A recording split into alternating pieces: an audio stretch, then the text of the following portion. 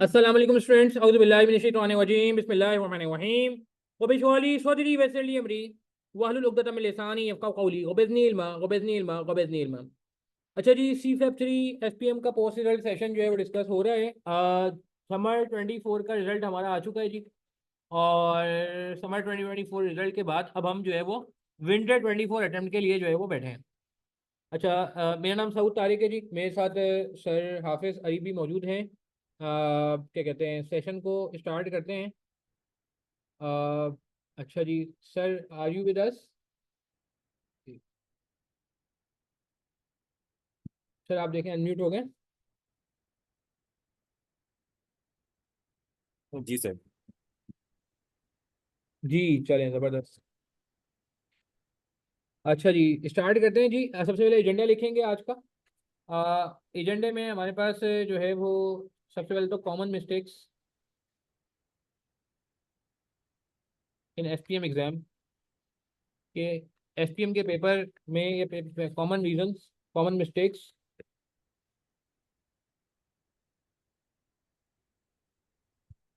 जो स्टूडेंट्स कर रहे होते हैं उस पर बात की जाएगी सबसे पहले। ठीक है जी। अच्छा, इसके अलावा जो है हमारे पास बेस्ट अप्रोच क्या होनी चाहिए, जो सबसे बेस्ट अप्रोच है वो क्या होनी चाहिए, हम इस पे बात करेंगे सेकंड नंबर पे। एक मिनट।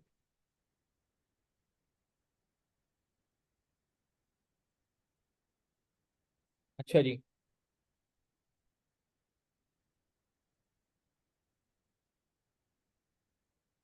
अच्छा, एक और चीज़ जो मैं समझता हूँ बड़ी इम्पोर्टेंट है, आई थिंक हमें उसको जहन में रखना होगा, वो ये कि how to tackle scenario. Sir Arif ने इस पे काफ़ी बात भी की है। ठीक है जी। तो टैकल कैसे करें और प्रैक्टिस अप्रोच क्या होनी चाहिए। एक होती है स्टडी अप्रोच, एक होती है प्रैक्टिस अप्रोच। क्योंकि SPM के साथ एक हमने इशू देखा है कि वो लोग ज़्यादा अच्छी प्रैक्टिस नहीं कर पाते। तो कैसे अंडरस्टैंडिंग को इम्प्रूव किया जाए कि हमारा सिनेरियो इम्प्रूव हो, कैसे हम जो है वो प्रैक्टिस अपनी अच्छी करें, इस पे बात करनी ज़रूरी है। वरना फिर जो है ना, क्या कहते हैं, बात बनेगी नहीं। ठीक है। अच्छा, मेरा नंबर नोट कर लें। वैसे SPM से रिलेटेड कोई किसी को इंडिविजुअल गाइडेंस की ज़रूरत हो मुझे कांटेक्ट कर सकता है। अच्छा, मंडे को रिजल्ट आया था जी, और आज सैटरडे हो गया है। जिस तरह मैं BFD के सेशन में कह रहा था अभी थोड़ी देर पहले, यहाँ भी मैं यही कह रहा हूँ कि काफ़ी सारे स्टूडेंट्स ने वन ऑन वन बेसिस पे अपना रिजल्ट डिस्कस किया SPM का, और काफ़ी रीज़न आइडेंटिफाई हुए कि जिस वजह से पेपर पास नहीं हो पा रहा स्टूडेंट्स का। तो उन रीजन पे बारी बारी बात करेंगे। और सिर्फ रीजन से बात नहीं करनी, प्लस रेजोल्यूशन उसका क्या है, मतलब कैसे उसको कवर किया जाए, क्या बातें ऐसी हैं जिसके थ्रू हम उसको कवर कर सकते हैं, उस पर ही बात करेंगे। अच्छा, मैं आप लोगों से सवाल करना चाहूंगा सबसे पहले, आप लोगों को क्या लगता है, आप में से कितने लोग जो लोग री अटेम्प्ट कर रहे हैं, उनसे मेरी गुजारिश है मुझे बताएं जरा कि क्या वजह आपका पेपर पास क्यों नहीं हुआ, आपको क्या लगता है। हम्म। कोई भी रीज़न आपके जहन में आता हो, मैं नाम नहीं लूंगा ऑब्वियसली, कॉन्फिडेंशियलिटी के लिए, ताकि कोई मसला ना हो। आप मुझे बताएं जरा, चैट के थ्रू बताएं ना please, what is the reason, आपको क्या लगता है किस वजह से पेपर पास नहीं हो पा रहा। हम्म। ठीक है। सेल्फ स्टडी की थी, सेल्फ स्टडी से लोग पास होते हैं ऐसी बात नहीं है, सेल्फ स्टडी रीज़न नहीं है। कोई लेक्चर नहीं लिए थे, ठीक है। लास्ट क्वेश्चन अटेम्प्ट नहीं हुआ था, ठीक है। कितने मार्क का था लास्ट क्वेश्चन, 10-15 मार्क का होगा, उसके अलावा क्यों पेपर पास नहीं हुआ। पेपर कंप्लीट अटेम्प्ट नहीं हुआ था, पॉइंट टू एक्सटेंड नहीं कर पाया था, ओके। ड्राफ्टिंग प्रॉब्लम, ठीक है जैन, वेरी गुड, ये प्रॉब्लम आता है। अटेम्प्ट करने का तरीका गलत था, सही है अब्दुल खालिक, यू आर राइट। पॉइंट समझ आ गया था, बट उसको लंबा कैसे करना है वो नहीं आ रहा था। देखिए, पॉइंट को ज़बरदस्ती लंबा करने की ज़रूरत नहीं होती है, मगर ये ज़रूर है कि उसको डिस्क्रिप्टिव फॉर्म में लिखना एक आर्ट है। इरेलीवेंट नहीं लिखना, मगर उसको एक्सप्लेन करना एक आर्ट है। हम उसको ये कहेंगे कि लंबा नहीं कर रहे हैं, हम उसको एक्सप्लेन कर रहे हैं। Too much application instead of knowledge for first few minutes got anxiety. ठीक है जी। आपको लगा कि बहुत ज़्यादा जो है एंग्जाइटी हो गई पेपर में, ठीक है। ठीक ठाक पढ़ा था, आई डोंट नो क्यों फेल हुआ। अली, इस पर ही बात करेंगे। ये भी काफ़ी लोगों के साथ हुआ है कि यार हमने तो सब कुछ किया था फिर क्यों फेल हुआ। शायद एग्जामिनर को आंसर पसंद नहीं आया, 100% एग्जाम किया था। Lack of practice on software. अच्छा उसामा, से सॉफ्टवेयर का इतना इशू वैसे SPM जैसे पेपर में होता नहीं है। थोड़ी बहुत प्रैक्टिस मगर लाजमी होनी चाहिए, ये बात तो सही है। 6 क्वेश्चन अच्छे अटेम्प्ट हुए थे, फिर पास नहीं हुआ। लास्ट क्वेश्चन अटेम्प्ट नहीं हुआ था, वो 18 मार्क का था आई थिंक, ठीक है, बिल्कुल सही, 15-20, हाँ 18 मार्क का था। टाइम मैनेज नहीं हो पाया। अच्छा, अब मैं एक बात पहले कर दूं जरा। देखिए सबसे पहले तो मुझे ये बताएं आप लोग कि एसपीएम को आप सबने कितना टाइम दिया था, ईमानदारी से बताइएगा। आउट ऑफ 10, अगर एसपीएम को लेट से दूसरे पेपर में हमने 10 टाइम दिया था, तो एसपीएम को कितना टाइम दिया था, ज्यादा दिया था या कम दिया था, पहले मुझे ये बताएं। As compare to other papers बात कर रहा हूँ, ऑडिट, बीएफडी, एफआर। हाँ, पहले तो सिर्फ मुझे ये बताएं कि आप लोगों ने कितना टाइम दिया था, क्योंकि मैं इस पर आता हूँ फिर ना। न्यूमेरिकल क्वेश्चन एक्सेल पे सॉल्व किए थे, ठीक है, वहां से कॉपी पेस्ट नहीं किया था, ये तो बहुत बड़ा मसला है उसामा। ठीक है, 10 टाइम रिवीजन कर चुके हैं आप भाई, रिवीजन करने का तरीका बताता हूँ मैं। एसपीएम ही पढ़ा था, ओके, 10 डेज पढ़ा था आपने खाली। Q3 अच्छा नहीं हुआ, इक्वल दिया था, ठीक है। 8 आउट ऑफ 8 और 9 दिया था, ठीक है, बिल्कुल सही है। टैक्स भी साथ था, तो वो पास हो गया। उसको अगर 10 दिया था तो एसपीएम को 5 दिया था। Mushahid, I really appreciate your honesty. I really appreciate your honesty. Mohammad, 4 to 6 out of 10, I really appreciate your honesty. Awais कह रहे हैं ठीक है अवैस, मैं से बात करता हूँ। ठीक है, ऑब्वियसली कुछ कमेंट्स मैं यहाँ पे पढ़ नहीं सकूंगा, बिकॉज ऑब्वियसली वो मुझे कॉन्फिडेंशियलिटी मेंटेन रखनी है। अच्छा, एक तो यार सबसे पहला जो हमें रीजन आइडेंटिफाई हुआ ना, होता है, वो ये हम समझते हैं, जो स्टूडेंट कुछ मानते हैं कुछ नहीं मानते, कि low priority given to S. अच्छा, कितने लोग तो ऐसे होते हैं जो एसपीएम को उठाते ही आखिर के 3-4 महीने में। कोई ऐसा था आप में से, मैं नाम नहीं लूंगा, आप में से किसी का, कि जिसने लास्ट 3-4 मंथ्स में एसपीएम उठाया हो खाली, या कोई पेपर आपको लग रहा हो कि यार ये नहीं होगा तो चलो अब एसपीएम उठा लेते हैं। ऐसा था किसी के साथ? अच्छा, आपके साथ था, और आपके साथ भी था, okay. Okay, low priority given to SPM, एक हम में ये नजर आता है कि स्टूडेंट जो है ना वो इसमें मेहनत करने को तैयार नहीं है। इस पे थोड़ा सा मैं समझता हूँ कि थोड़ा सा एक वर्ड यूज होता है, सौतेला सलूक कर जाता है। ठीक है, एसपीएम लास्ट 2 मंथ्स पढ़ा था, क्योंकि पहले, अच्छा ठीक है, ठीक हो गया। अच्छा, एक रीजन तो ये हमें नजर आता है। दूसरा रीजन ये आता है कि सेलेक्टेड स्टडीज, देखें आपने पढ़ा तो था मगर कुछ छोड़ के गए थे। ये दूसरा रीजन है। क्या कोई ऐसा है जिसने वाकई में सेलेक्टेड स्टडीज की थी? अगेन मैं नाम, मैंने कहा नहीं लूंगा, क्योंकि कुछ यहाँ पे आज नाम लेने में प्रॉब्लम हो सकती है आप लोगों को। जी,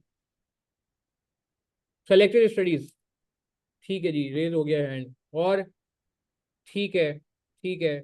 अच्छा, तीसरा रीजन जो हमें नजर आता है, वो अब आ जाता है सबसे important, lack of return practice.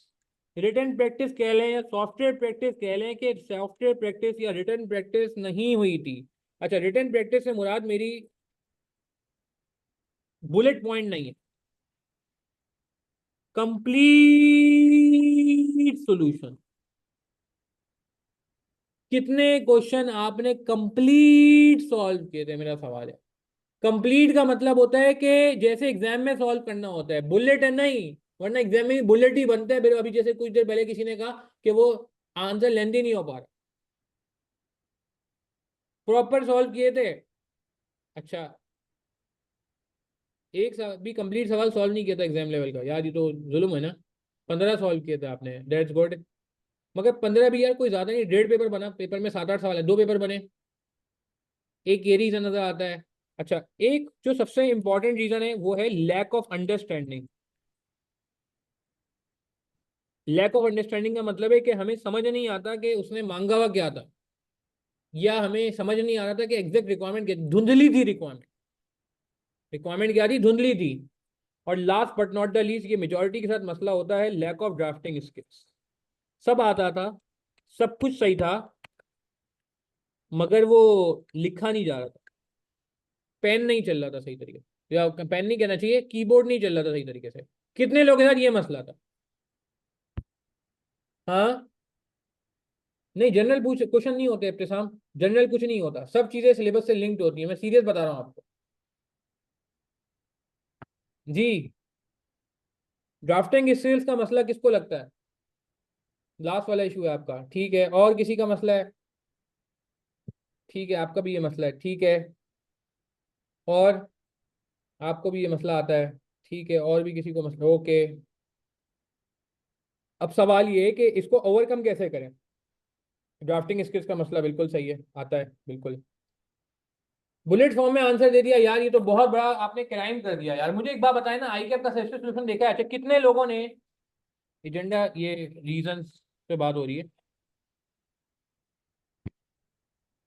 Examiner comments कितने लोगों ने पढ़े थे? यस और नो में जवाब दें, दिसंबर 23 के और जून 23 के और उससे पहले के। कितने लोग एग्जामिनर कमेंट्स को पढ़ते हैं? यस और नो में जवाब दें। एसपीएम से रिलेटेड बात कर रहा हूं, यस और नो में जवाब देंगे प्लीज, एग्जामिनर कमेंट से related. Yes no no no, yes no yes no no no. और आगे बताएं, शाबाश, मैं सबके कमेंट्स पढ़ रहा हूँ, नो आ रहा है, ठीक है। और बाकी लोग जो लाइव में, कुछ लोग बहुत सारे जवाब नहीं दे रहे हैं, काफी लोग माशाल्लाह लाइव में आए हुए हैं मगर जवाब नहीं दे रहे हैं। Yes no no. देखिए पहले तो आप सबसे पहले एक सबसे पहले आउटकम ये ले लें कि एग्जामिनर कमेंट पढ़ें। देखिए एग्जामिनर आपसे बात क्या कर रहा है, क्वेश्चन वाइज वो आपको गाइड कर रहा है। यार खुदारा, इतना तो हम कर सकते हैं ना, या नहीं कर सकते? ये देखें एग्जामिनर कमेंट में, ये देख रहे हैं हम, क्वेश्चन वाइज बता रहे हैं कि किसमें कितने कितने परसेंट लोगों ने मार्क्स दिए, आसान मार्क्स क्या है, मुश्किल मार्क्स क्या है, मुश्किल क्वेश्चन कौन से थे, और लोगों ने क्या गलतियां की थी। देखें यार, ये एग्जामिनर कमेंट्स तो हमारे लिए है ना। बच्चे लोग तो अब आजकल 11-11 हज़ार रुपये देके वो आई कैप से रिव्यू करवा रहे हैं, उसमें भी वो एग्जामिनर कमेंट्स ही होते हैं, मगर वो क्या होते हैं, वो इंडिविजुअल स्टूडेंट के होते हैं, ये जनरलाइज होते हैं, मगर इसमें बहुत काम की बात होती है। तो एक तो ये लर्निंग आउटकम रख लें कि यार नहीं नहीं नहीं। अच्छा कोई बात नहीं अमीर, मसला नहीं है, जिनकी पहली अटेम्प्ट है उनके लिए भी सेशन इंपॉर्टेंट है, ताकि ये बातें जो मैं आपसे आज कर रहा हूँ ये आप अभी से इनकॉर्पोरेट कर लें, ताकि December 24 आपकी अटेम्प्ट जो है वो बच जाए। सजेस्टेड सोल्यूशन आ जाना चाहिए था, मेरे ख्याल से जल्द आ जाएगा इंशाल्लाह, मुझे उम्मीद है। तो कहने का मतलब है कि यार लैक ऑफ, या नो, क्या कहते हैं, नॉट रेफर्ड एग्जामिनर कमेंट्स, ये भी एक रीजन होता है कि यार एग्जामिनर की बात को सुनो। अच्छा एक बात मैं पहली बड़ी इंपॉर्टेंट करूं, फिर मैं सेशन को आगे लेके जाऊंगा।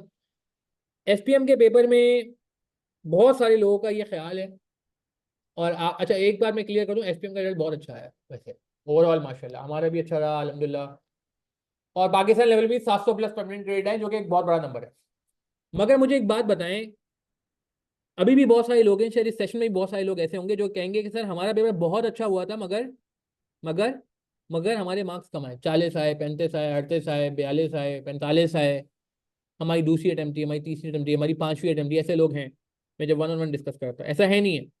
एक तरफ बहुत सारे बच्चा पास भी हुआ है, दूसरी तरफ बहुत सारे बच्चा ऐसा भी है जो कह रहे हैं कि हमारा पेपर अच्छा हुआ था मगर हम पास नहीं हुए। अच्छा, एक बात पहले यार मैं आपको क्लियर कर दूं कि आपने जहन में बिठा लें, क्योंकि ये मैंने खुद किया। मैं आपको अपनी स्टोरी सुनाऊंगा एक छोटी सी, और वो फिर यहाँ पे आप अप्लाई होती है। मैंने आईटी का पेपर दिया, मॉड्यूल ई का, फिर मैं एसके में अप्लाई करूंगा ये बात ना कि क्यों ये करेक्ट हो रही है। मॉड्यूल ई का आईटी का पेपर मैंने 50% पढ़ के दिया, यानी कि मैंने आधी किताब आईटी की पढ़ी थी, और हाफ किताब पढ़ के, 50% किताब पढ़ के मैंने 50% प्रिपरेशन के बाद पेपर दिया। अच्छा मैं पेपर में जाने से पहले बिल्कुल ही डीमोटिवेटेड, लैक ऑफ कॉन्फिडेंस, क्योंकि मैंने एसीसी बैकग्राउंड से था, मुझे आईटी के रट्टे लगते नहीं थे, मगर मैंने आधी किताब किसी तरीके से पढ़ के पेपर देने चला गया। आपको पता है मैंने कितना अटेम्प्ट किया? मैंने कितना अटेम्प्ट किया? मैं 50% प्रिपरेशन करके गया हूँ, मुझे पता है ये बात, ईमानदारी की बात बता रहा हूँ मैं आपको। मैंने 100% अटेम्प्ट कर लिया, ये 95% अटेम्प्ट किया। पहली सीन क्या है, सीन क्या है, पहला पहला सीन ये है कि मैं 50% प्रिपरेशन से पेपर में जा रहा हूँ, एग्जाम हॉल में के बाहर मैं, मुझे कोई मिलेगा तो मैं बोलूंगा मैं आधा पढ़ के आया हूँ। मगर सीन चेंज हो गया पेपर के वक्त कि मैंने अटेम्प्ट कर लिया 100%। अच्छा रिजल्ट क्या आया पता है आपको? क्या आया रिजल्ट? अच्छा मैं जब पेपर दे के आया तो मैंने ना वो हिसाब भी लगा लिया, यार इसमें मैं 10 में से 5 उठा लूंगा, इसमें मैं जो है 8 में से 5 उठा लूंगा, इसमें मैं 15 में से जो है वो लेट से 7 तो उठा ही लूंगा। ये सवाल मेरा खराब हुआ था, 10 में से 3 आएंगे। ये सवाल मेरा अच्छा हुआ था, इसमें से मेरे जो है 10 में से 7 आ जाएंगे।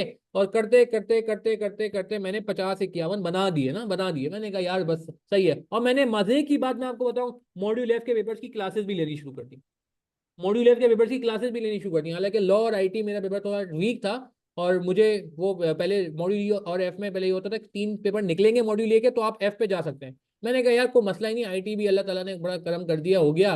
और एफ आर और बीएम तो वैसे ही मैंने इसी से पढ़ा हुआ था, और लॉ भी मैंने बहुत मेहनत की थी, तो बस सही है। मैंने आगे की क्लासेस भी लेनी शुरू कर दी, मैं आपको सीरियस बता रहा हूँ। रिजल्ट आया तो क्या हुआ, सीन थ्री रिजल्ट आया तो मेरे कितने मार्क्स आए पता है? 34% या 33% मार्क्स। अब मैं रिजल्ट के दिन बहुत फ्रस्ट्रेटेड, बहुत गुस्से में, यार मैं तो क्लासें लेनी शुरू कर दी थी और मैं तो पूरा अटेम्प्ट किया था, और ये और वो। अब मैं किस सीन को देख रहा हूँ? मैं सीन 2 को देख रहा हूँ कि मैंने अटेम्प्ट कितना किया, 100%। अच्छा अब मैं सीन 1 को भूल गया। असल में सीन 1 क्या था? सीन 1 ये था कि भाई मेरी आधी तैयारी थी, मैं उस फैक्ट को भूल गया। क्यों? क्योंकि मैंने अटेम्प्ट 100% कर दिया ना। तो थ्योरी पेपर्स का एक बहुत बड़ा मसला ये है कि जब आप थ्योरी पेपर्स में ना आपको नहीं भी आता होगा आप अटेम्प्ट कर देते हैं, आप कहते हैं चांस ले लो, कैलकुलेशन तो है नहीं कि फॉर्मूला नहीं आता आप रुक गए। बीएफडी में ये मसला नहीं है, बीएफडी में अगर आपको फॉर्मूला नहीं आता या आपको चीज नहीं पता, वो टेक्निक नहीं पता, आप रुक जाएंगे। पोर्टफोलियो थ्योरी किसी ने रिवाइज नहीं किया तो पेपर में वो सवाल अटेम्प्ट ही नहीं कर पाता, वो कहता है छोड़ के आ जाता है, खाली छोड़ के आ जाता है। मगर थ्योरी में वो कहता है यार कोई बात नहीं, जनरल नॉलेज की बात लग रही है। अभी किसी ने मुझे कहा कमेंट में कि सर जनरलाइज पेपर था, मैंने कहा जनरलाइज पेपर नहीं था ये सर, अरीब अभी आपको क्लियर भी करेंगे इस बारे में। सर ऐसा ही है ना सर, जनरलाइज पेपर तो नहीं आता ना। नो सर, जर्नलाइज उसके लिए होता है जिसकी प्रिपरेशन एडुकेट नहीं होती। बिल्कुल, देखिए जैसे ने क्या कहा कि जो बंदा प्रिपरेशन हल्की करके जाएगा तो उसको जनरलाइज लगेगा। तो खैर मैं वापस आता हूँ, तो भाई मेरे 33 मार्क्स आए, मुझे बहुत गुस्सा आने लग गया। हालांकि मैं इसको भूल गया कि मेरी ये तैयारी आधी थी। तो यार अनफॉर्चुनेटली मैंने बहुत सारे लोगों से जब बात की तो उन्होंने मुझे बोला सर मेरा 90 मार्क्स का अटेम्प्ट हुआ है, मेरा 95 मार्क्स का अटेम्प्ट हुआ है। मगर मजे की बात ये थी कि जब उनसे डिटेल पूछा गया कि भैया आपके क्या तैयारी थी, आपके कितने चैप्टर्स थे, तो फिर पता चला कि सर कुछ चैप्टर हमने सेलेक्टेड कर लिए थे, कुछ वो हमने जो है ना क्या कहते हैं चैप्टर्स की प्रैक्टिस नहीं की थी, और वो लेक्चर्स तो चूंकि लिए नहीं थे तो आखिर में सेल्फ स्टडी किया था, और लेक्चर लिए थे तो लेक्चर पूरे नहीं किए थे, लेक्चर पूरे आखिरी महीने में हुए थे, आखिरी हफ्ते में हुए थे। तो यार ये बड़ा मसला। तो ये प्लीज देखें, बहुत सारे लोग जो है ना ये इतने सेशन में आज बैठे होंगे जो कहेंगे सर हमारा अटेम्प्ट बहुत ज्यादा हुआ था मगर हमारा पेपर पास नहीं हुआ। देखें मैंने एक स्टूडेंट को एक बड़ा हार्श बोला, ऑडिट के पेपर में एक बंदा मेरे पास आया, उसने बोला मैंने ऑडिट का 95 मार्क का अटेम्प्ट किया, मेरे 25 मार्क आए या 20 से मार्क्स है। तो मैंने कहा यार अगर आपने रबिश लिख दिया ऑडिट में तो आपको मार्क्स मिलेंगे क्या। वो बंदा खामोश हो गया। फुरकान नाम है उस लड़के का, वो माशाल्लाह जो है ना क्या कहते हैं एमएससीज में आ गया, उसके सब पेपर पास हो गया माशाल्लाह सी फैप के ऑलमोस्ट। तो बाद में अगले टाइम उसने ऑडिट निकाल दिया, उसने बोला सर वो आपकी बात मेरे दिल को लग गई कि अगर मैं खराब लिखूंगा भले मैं ज्यादा लिखूँ तो भाई मुझे मार्क्स थोड़ी मिलेंगे। तो मैं आप लोगों से भी गुजारिश करूंगा कि यार ये पॉइंट बहुत इंपॉर्टेंट है, ड्राफ्टिंग स्किल्स आप सेल्फ स्टडी करें या आप जो है वो क्या कहते हैं क्लासेस लें, आपकी ड्राफ्टिंग तगड़ी होनी चाहिए। हम अपने स्टूडेंट्स को ये फैसिलिटेट करते हैं कि भैया आप, हम कहते हैं आप ड्राफ्टिंग हमें करके चेक कराओ। हमने लास्ट टाइम मॉक कंडक्ट किया, लोग का मॉक चेक करके दिया। सर अभी वीकली क्विजेज लेते थे, वीकली क्विजेज जो है वो क्या कहते हैं बकायदा बकायदा इंडिविजुअली एक एक बच्चे को मैसेज करके हम बोलते थे कि यार ये ग्रुप पे ग्रुप के क्विज आया है, ये काइंडली अटेम्प्ट कर दो, सैटरडे तक मंडे तक जो है सॉरी फ्राइडे तक जमा करा दो, सर तुम्हें वीकेंड पे चेक करके दे देंगे। मगर माजरत के साथ हमने जो एटीट्यूड देखा वो ये देखा जो मैंने पहले लिखा कि लो प्रायोरिटी के सर वो अभी ना हमारे पास टाइम नहीं है और ये है और वो है। मुश्किल से हमें पूरी क्लास अगर लेट से 100+ की क्लास है सही है ना, तो उसमें से 2 लोग या 3 लोग मुश्किल से इतने फॉलोअप के बाद जो है ना आंसर चेक करा रहे थे। तो बड़ी हमें ना मायूसी हुई कि यार ये क्या हो रहा है। ठीक है, तो कहने का मतलब है कि यार प्लीज देखें एसपीएम को टाइम देना पड़ेगा और प्रिपरेशन इसकी तगड़ी करनी पड़ेगी। आपकी प्रिपरेशन 50 नहीं होनी चाहिए, 100 होनी चाहिए। अच्छा सर अब ये भी बताते प्रिपरेशन 100% कैसे होगी। हमने तो हमारे हिसाब से तो 100 है, नहीं 100% कैसे होगी अब मैं आपको बताता हूँ। देखें एसपीएम की ना एक बात ध्यान में रखें कि यार कॉन्सेप्ट पे पेपर आ रहा है, अब रट्टे पे नहीं आ रहा। तो पहले तो मैं कहूंगा कि आप एक चीज ध्यान में रख लें, focus on the understanding of the concepts. क्योंकि अगर अंडरस्टैंडिंग होगी तो आप पेपर में अच्छा परफॉर्म करेंगे, वरना नहीं कर सकते। मैं आपको सीरियस बता रहा हूँ, वरना पेपर जनरलाइज लगेगा आपको, मैं सीरियस बता रहा हूँ आपको। अच्छा, अब अप्रोच क्या होनी चाहिए पहले ये देख लेते हैं, फिर आपने क्या अप्रोच की उस पर बात करेंगे। और अगर आप कहते हो मैंने यही अप्रोच फॉलो की थी फिर भी पेपर पास नहीं हुआ तो हम एक और रीजन में बात करेंगे। फिर पहले जरा हम बात करते हैं कि अप्रोच होनी क्या चाहिए। सबसे पहले आप रीड करें एंड अंडरस्टैंड करें। क्या करें जी, रीडिंग करें, अंडरस्टैंड करें topic and link with practical examples. क्या मतलब हुआ कि दुनिया की एग्जांपल से इसको कनेक्ट करें। टेस्ला की इलेक्ट्रिक कार आई है तो उस पर क्या क्यों आई है, उसकी अपॉर्चुनिटी क्या है, उसका स्ट्रेंथ क्या है। मैं आपको पता है जब अपने लाइव सेशन करा रहता हूँ तो पूरा सुजुकी पे शॉर्ट एनालिसिस कराता हूँ, प्रोडक्ट लाइफ साइकिल पढ़ाता हूँ तो उसमें सारी नेशनल इंटरनेशनल एग्जांपल्स आ जाती है। पेस्टल आता है तो उसमें सारी एग्जांपल्स आ जाती हैं। ठीक है, और अंडरस्टैंडिंग बहुत तगड़ी होनी चाहिए। देखिए मैं आपको बताऊँ टिप्स में होना चाहिए, आपको इतनी अंडरस्टैंडिंग होनी चाहिए कि अगर वो ज्योग्राफिकल एडवांटेज की बात करेगा तो ये बनेगा पोर्टर डायमंड। पता है ना आपको बात, ज्योग्राफिकल एडवांटेजेस की बात करेगा सिनेरियो में तो आपकी अंडरस्टैंडिंग इतनी अच्छी होनी चाहिए तो आप आइडेंटिफाई कर लो ये पोर्टर डायमंड का सवाल है। ऐसा ही है, अगर वो इंडस्ट्री कंपटीशन की बात करेगा तो बताओ किस चीज का सवाल है, जवाब दो। अगर वो इंडस्ट्री कंपटीशन की बात करेगा तो किस चीज का सवाल है। बिल्कुल बिल्कुल कर सकते हैं जैन, जो होते हैं हम उनको रजिस्टर्ड स्टूडेंट्स को चेक करके देते हैं। अगर इंडस्ट्री कंपटीशन की बात कर रहा है तो इसका मतलब है कि बिल्कुल सही है, पोर्टर 5 फोर्सेस का डिस्कशन है। अगर वो मार्केट शेयर और मार्केट साइज की बात कर रहा है तो बोस्टन मैट्रिक्स की बात कर रहा है। अगर वो क्या कहते हैं इंटरनल एनालिसिस की बात कर रहा है, इंटरनल एनालिसिस तो ये स्ट्रेंथ और वीकनेसेस की बात कर रहा है, स्वॉट एनालिसिस की बात कर रहा है। अगर वो इन्वायरमेंटल फैक्टर्स की बात कर रहा है, इन्वायरमेंटल फैक्टर्स की बात कर रहा है, तो इसका मतलब ये पेस्टल की बात कर रहा है। मेरी बात समझ आ रही है? अगर वो जो है क्या कहते हैं अपनी क्या कहते हैं सक्सेस की बातें कर रहे हैं, तो इसका मतलब वो क्रिटिकल सक्सेस फैक्टर्स बता रहा है।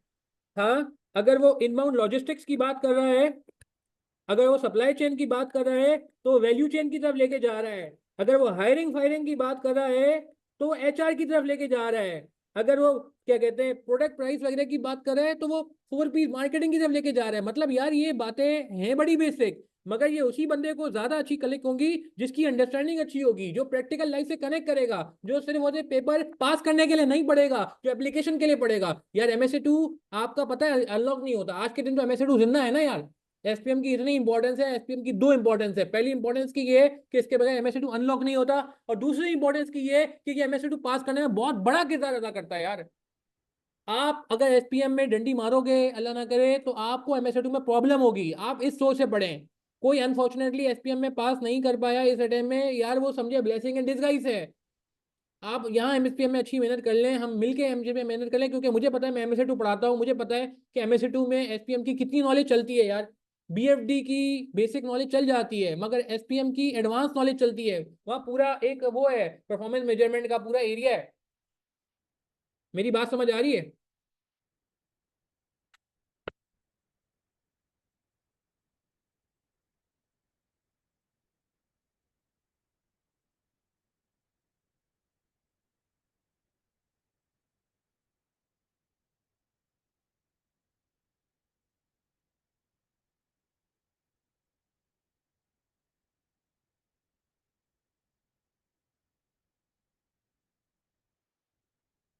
अभी क्लियर है आवाज?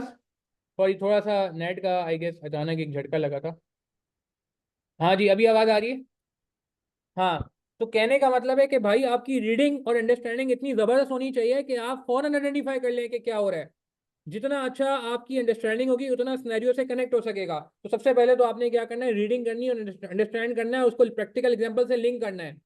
मेरी बात समझ आ रही है? अब उसके बाद नेक्स्ट लेवल पे क्या करना है, अब आपने राइट डाउन इंपॉर्टेंट पॉइंट्स।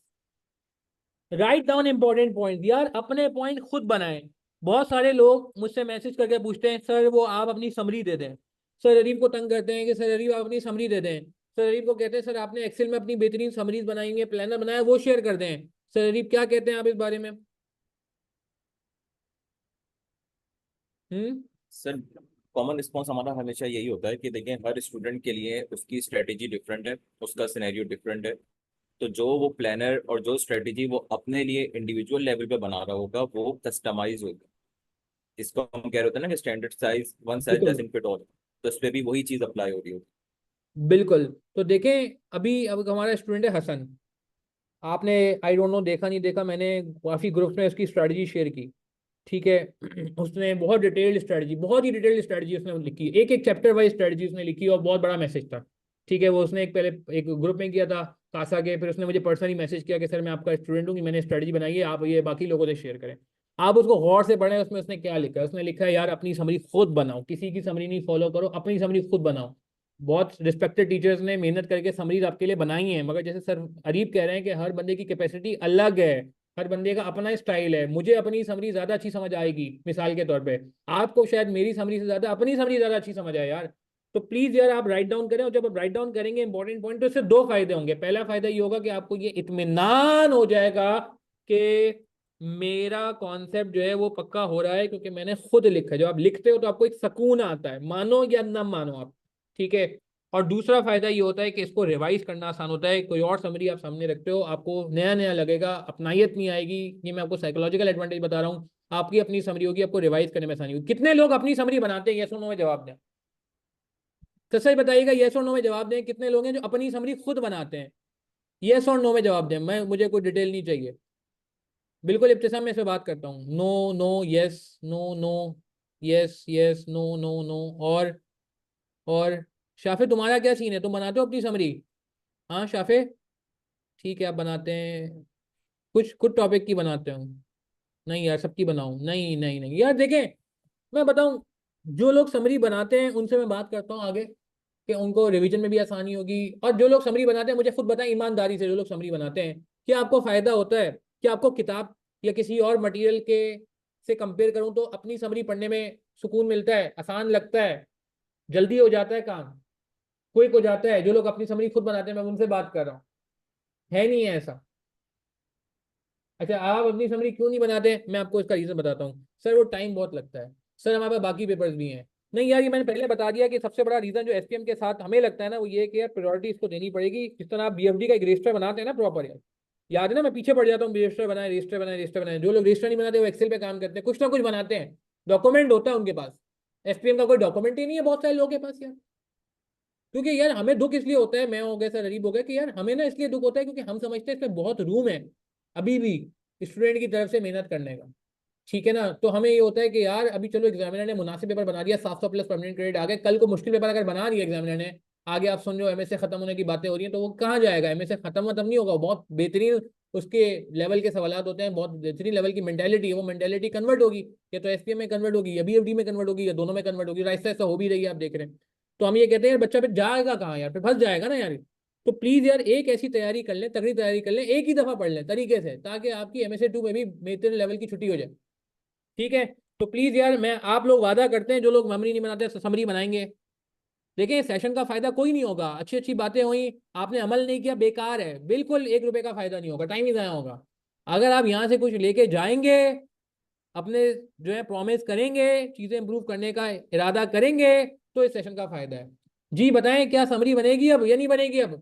ये अभी भी हम कस्टमाइज समरीज पे चलेंगे? बन सकती है समराइज कस्टमाइज समरीज से, आप कंपेयर कर सकते हैं कि यार मेरी समरी में और कस्टमाइज समरी में क्या फर्क है, उसको इंप्रूवमेंट ला सकते हैं, मगर ultimate document should be yours, should be yours. Yes, ठीक है, बात समझ आ रही है? इसका फर्क महसूस होगा यार आपको, मैं सीरियस बता रहा हूँ आपको। ठीक है, चलें, बेस्ट हो गया, इंशाल्लाह सब बनाएंगे समरी, जबरदस्त हो गई बात। अब तीसरे नंबर पे क्या करना है? अब आपने अपनी समरी बना ली, लर्न और रिवाइज योर ओन नोट्स। अब आपको कुछ और रिवाइज करने की जरूरत नहीं, लर्न कुछ जगहों पे करना पड़ेगा। यस, कुछ चीजें जो याद करनी पड़ेंगी, वैल्यू चेन के कितनी वो हैं एक्टिविटी, तो याद करनी पड़ेंगी। ठीक है ना? एग्जिट बैरियर्स क्या होते हैं, ये कुछ याद करने पड़ेंगे आपको। ठीक है ना? प्रोडक्ट लाइफ साइकिल की स्टेजेस क्या है, वो अलग बातें समझ लें, बहुत अच्छी बात है, मगर कुछ होनी चाहिए। ठीक है? बिल्कुल बिल्कुल, एतजाज एसपीएम का भी रजिस्टर मेंटेन होगा चंदा। समरी जो बनाओगे वो ऑब्वियसली रजिस्टर बनाओगे, मोबाइल पे समरी नहीं बन सकती यार।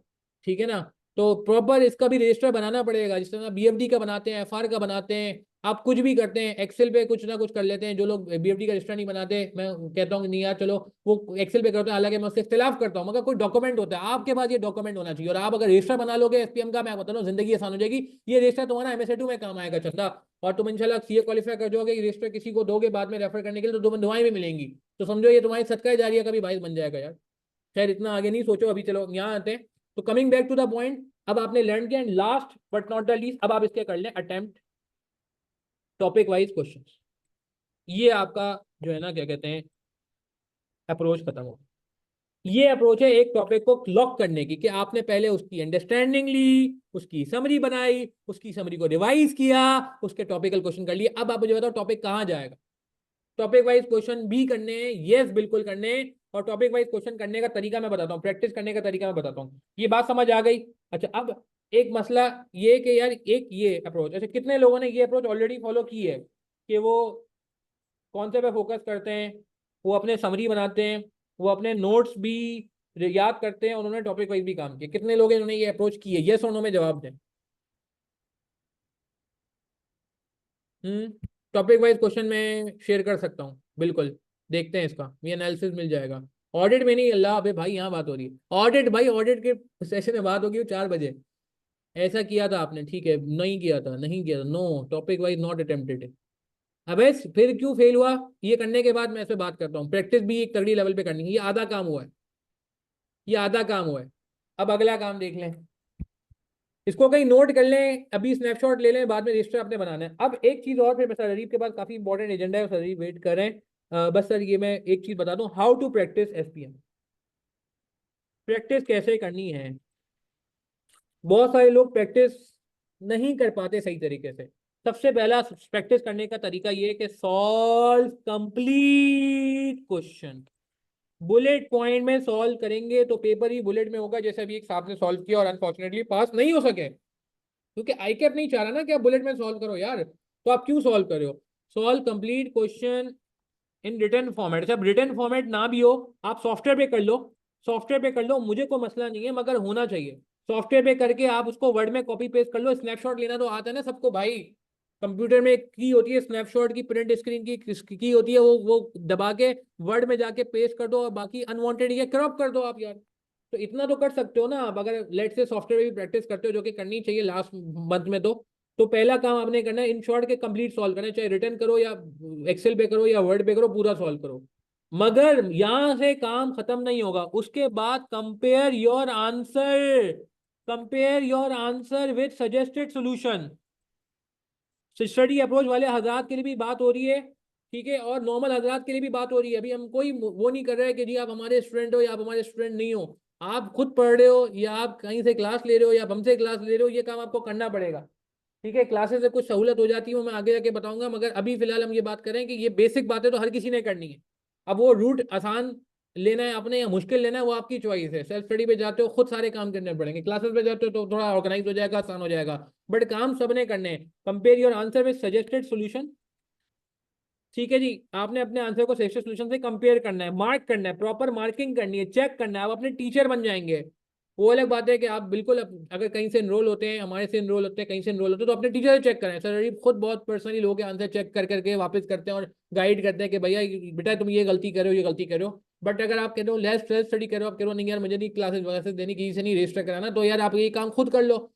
तीसरा काम क्या करना है, mark yourself, mark yourself, mark करो and then write the missing point,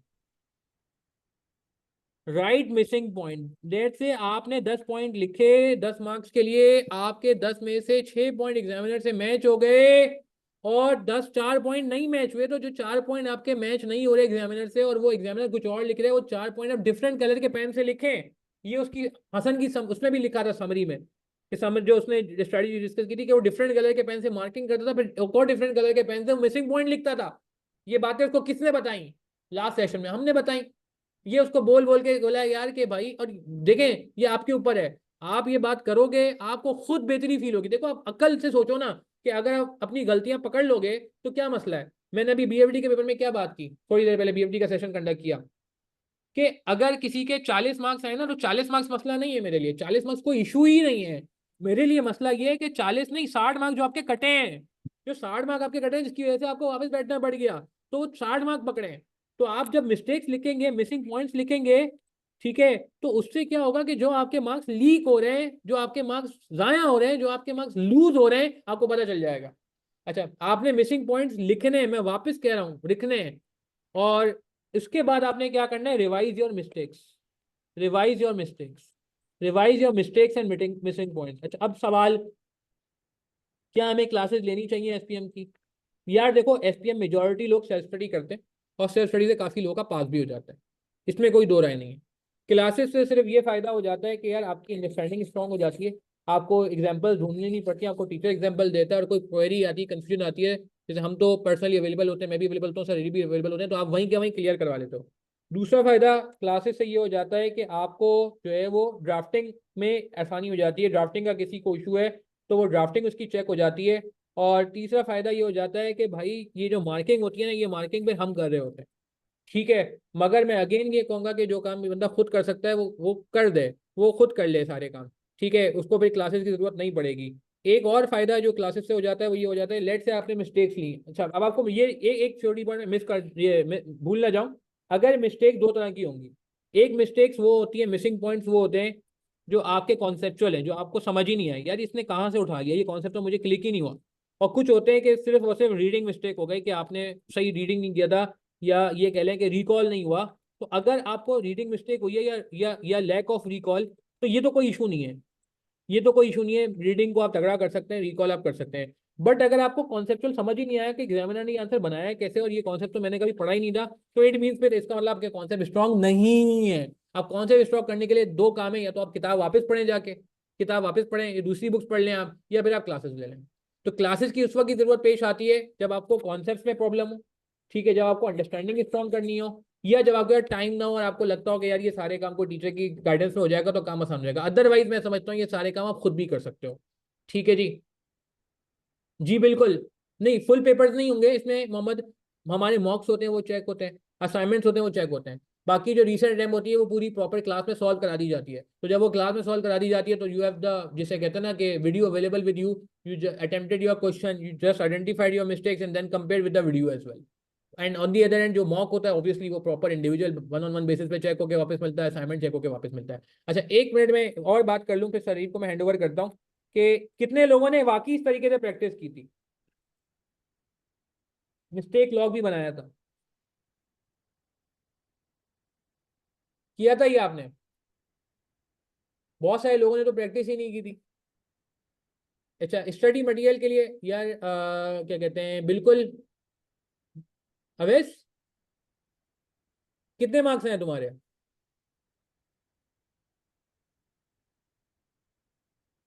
नहीं कंप्लीट चंदा, नहीं शाफे, कंप्लीट डिटेल्ड करना पड़ेगा, डिटेल्ड करना पड़ेगा। अब आप अवैस ये करो कि अगर कोई कहता है बस ने ये भी कर लिया, मेजोरिटी ने तो ये काम नहीं किया, तो मैं समझता हूँ यार आप खुद सोचो ना, अगर आपने मिस्टेक आइडेंटिफाई कर ली और वो पता चल गया कि कॉन्सेप्चुअल है या रीडिंग मिस्टेक है, कॉन्सेप्चुअल तो आप कॉन्सेप्ट पे reverse, you just go to the basic. और अगर कोई किसी को लगता है इसके बावजूद भी कहता है नहीं मैं तो अभी भी नहीं हजम कर पा रहा कि मेरा पेपर पास क्यों नहीं हुआ, मैंने ये सारे काम किए थे, बहुत मेहनत की थी, तो फिर भाई आप क्वेश्चन वाइज पेपर सॉल्व करो, क्वेश्चन वाइज पेपर सॉल्व करो, उसका अभी आईकेप का सोल्यूशन आ जाएगा, उससे मैच करो, और फिर क्वेश्चन वाइज हमें बताओ पर्सनली कि क्या हुआ है, क्या हुआ है। ये जो काम हम कह रहे हैं ना मिस्टेक आइडेंटिफिकेशन, ये आप क्वेश्चन वाइज लास्ट अटेम्प्ट के पेपर का करो, पोस्टमार्टम करो पूरा, और फिर मुझसे और सरीफ से डिस्कस कर लो क्वेश्चन वाइज कि क्या हुआ। मेरी बात समझ आ रही है वैसे? ठीक है। अच्छा, अभी sir Awais, sorry sir Areeb, मैं आपको हैंड ओवर करता हूँ। एक चीज़ बस मुझे दिखानी थी यार, ये पूरा हमने एक प्लान बनाया हुआ है। एक काम ये लोग अक्सर नहीं करते, वो ये कि एसपीएम का प्लान नहीं बनाते। तो हम पर्सनली चाहेंगे कि यार आप इस तरह का प्लान बनाएं। हमने देखें पूरा एक प्लान बनाया हुआ है हमारा, जो भी 90 आवर्स का कोर्स है, 92 आवर्स का कोर्स है, हमारा कंटेंट है, तो उसका पूरा प्लान है कि कितने कितने आवर्स हमारे किस में लग रहे हैं। ठीक है ना, कितने मिनट्स का जो है वो ये ड्यूरेशन है, ये कितने घंटे का, ये कितने घंटे का है। ठीक है ना, ये पूरा प्लान हमने पूरा बनाया हुआ है। क्या कहते हैं, 2 अगस्त से लेके ये, तो ये सर अरीब अभी आपको क्लियर भी एक्सप्लेन भी कर देंगे। सर ये आप एक्सप्लेन करें फिर जी सर, मैं यहीं से नाइन्टी फिर टू आवर्स कंटिन्यू का करके देन कैसे लेके चल रहे बिजनेस हैं। वालों को। और एक और चीज़ है कि पोर्टल पे भी हमने अल्हम्दुलिल्लाह सारी चीज़ें रखी हुई हैं, सॉफ्टवेयर प्रैक्टिस वगैरह भी रखी हुई है, तो वो खैर कर लेंगे। सर अरीब आप प्लीज़ वो स्ट्रैटेजी बताएं थोड़ा। अच्छा, एक लास्ट टाइम का पेपर भी सर अरीब ने जो है वो आपके लिए रखा हुआ है डिस्कशन के लिए, तो मैं चाहूँगा वो भी तरह आप देखें कि लास्ट टाइम के पेपर में क्वेश्चन वाइज क्या मसला आया है। ठीक है, एक मिनट सर मैं आपको जो है वो कर देता हूँ, इसमें अपना स्टॉप कर देता हूँ शेयर। सर आप शेयर कर दें, एंड तक जी सर। रहना है आपने, क्योंकि सर लास्ट टाइम का पेपर भी डिस्कस करेंगे, ये पूरा प्लानर जो है ये भी डिस्कस करेंगे। बुक हम आईकैप की फॉलो करते हैं, क्योंकि सबसे बेस्ट बुक मैं समझता हूँ आईकैप की बुक है, इसलिए क्योंकि उसमें पूरा स्कोप डिटरमिन है, किस टॉपिक में कितनी डेप्थ तक जाना है वो बुक बताती है।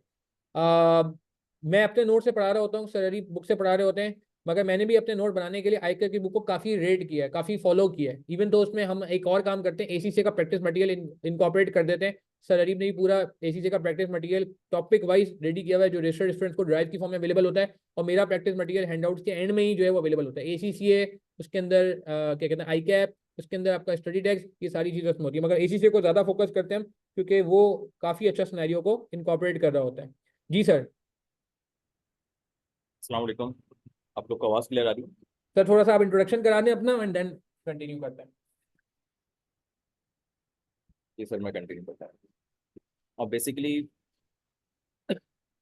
एसपीएम पढ़ाते हुए हम लोग को ऑलमोस्ट 2 साल से ज़्यादा हो गए हैं, जिसमें हमने इसकी ट्रांजिशन वगैरह भी देखी है। बीएमएस से एसपीएम पे जब ये शिफ्ट हुआ था तब हमने इस कोर्स को किस तरह लेके चलना था।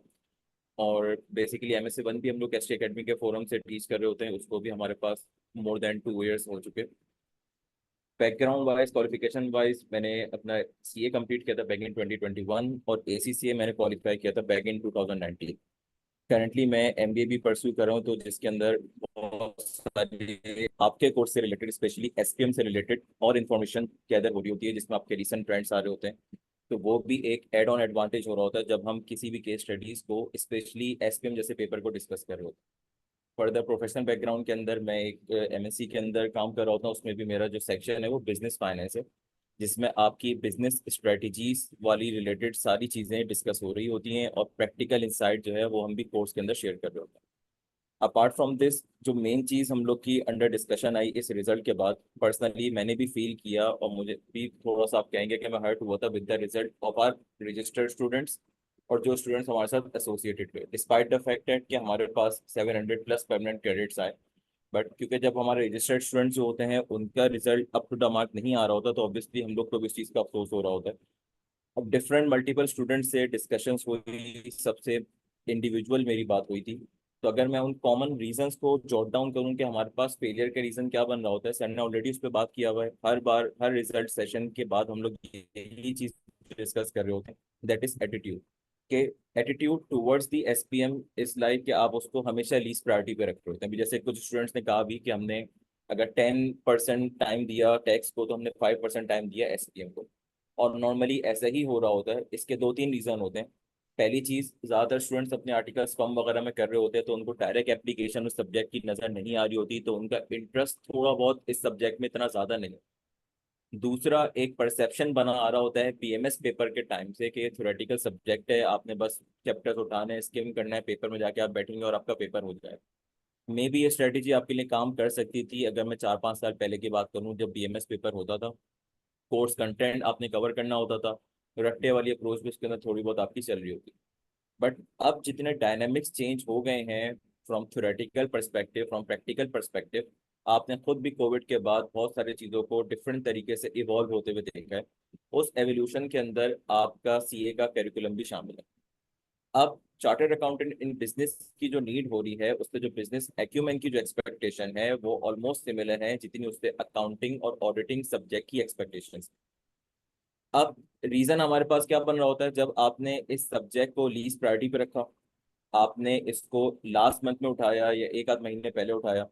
अब लोग बोलते हैं सर हमने लेक्चर्स भी लिए, हमें फिर भी समझ में नहीं आया पेपर क्यों रुका। तो मेरी कुछ स्टूडेंट से बात हुई, लेक्चर्स उन्होंने कब लिए? लास्ट मंथ में। किस स्पीड पे लिए? 2 टाइम्स स्पीड लगा के लिए। लेक्चर्स के अंदर जो बातें बताई जा रही थी उन्होंने उसको प्रॉपरली फॉलो किया? नहीं किया। नोट्स लेने का टाइम उनके पास था नहीं।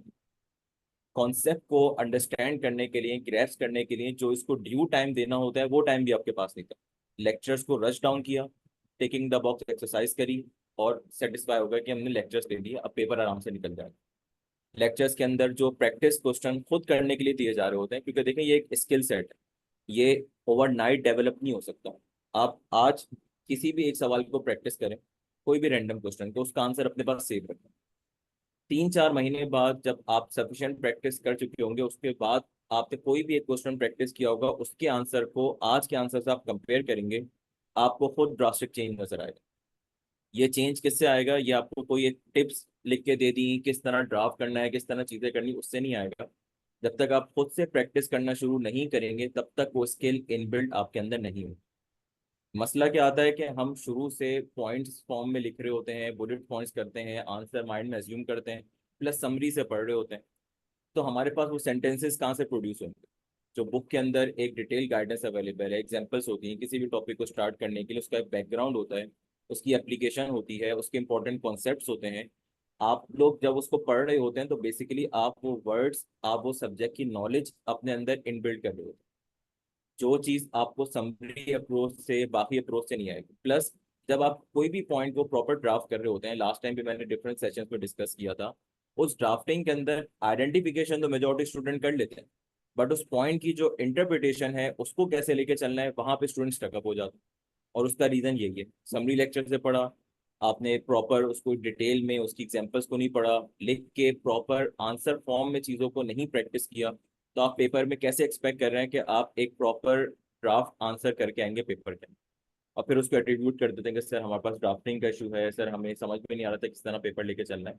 तो बेसिकली ये सारी चीज़ें कंट्रीब्यूट कर रही होती हैं, along with selective study, इनएडिक्वेट revision, understanding of the concept आपके पास नहीं होती। वो क्यों नहीं होती? जब आप प्रैक्टिस नहीं करते तो आपको किसी भी कॉन्सेप्ट की एप्लीकेशन किस किस तरह हो सकती है वो आपको समझ में नहीं आती। उसका रिजल्ट क्या होता है? सवाल जब मैं कॉम्प्रीहेंड करने जाता हूँ मुझे समझ नहीं आता कि सवाल आया कहाँ से।